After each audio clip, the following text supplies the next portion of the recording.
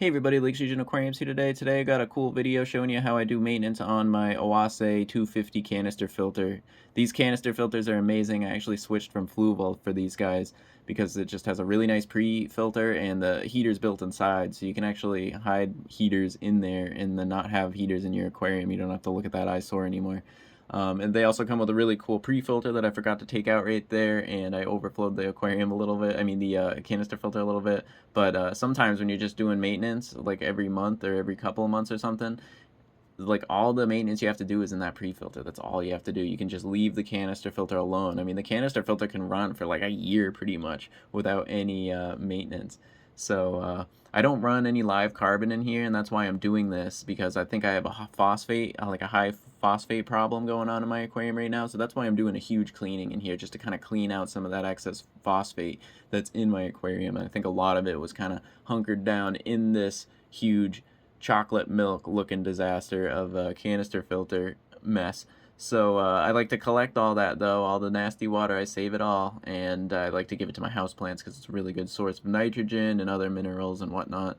So I take a clean jug of water, or a bucket of water I got right there, and I just rinse all the media in that clean water, just because I am doing a huge change on the aquarium. Like, this is a good loss of bacteria if you were to just rinse this in your sink or something like that. A lot of people say don't do that because it'll kill all your bacteria. I really don't think there's any studies done how much bacteria it really does kill if you just rinse it briefly in the sink, but people swear by it, you kill off a lot of bacteria, and you probably do.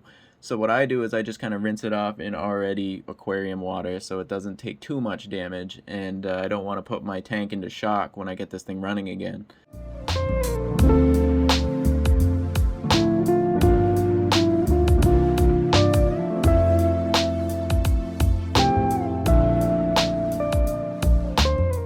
But yeah, I just go through every single tray, I give it a nice rinse out in the dirty water, and then I just put it back in, I squeeze it out as best I can. You can see there's a huge difference in the cleanness of the sponges and the media that I'm putting in there.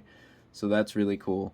And once you get everything fitting and all that, you just it just stacks right back in. It stacks in so easily. Just you want to be careful you put them in the right order, and obviously, but it is pretty easy to do. So once you get everything back stacked in there, I'm going to be doing the pre-filter. Like I said, you can just do maintenance on the pre-filter if you wanted to. That's the only maintenance you have to do for pretty much the entire year. But it is good to clean out your canister filter every so often. Like I said, I think I'm dealing with a phosphate problem, so after a while those canister filters can get pretty dirty, and you definitely want them to run like new and do their actual purpose of collecting debris and whatnot from your aquarium. So it's good to definitely do this about once a year, but I mean, once a year, that's really no problem. I mean, it took me like 12 minutes to do this whole entire operation. So 12 minutes out of your year to do this type of maintenance is really, like, you can't really complain right there, and it's awesome.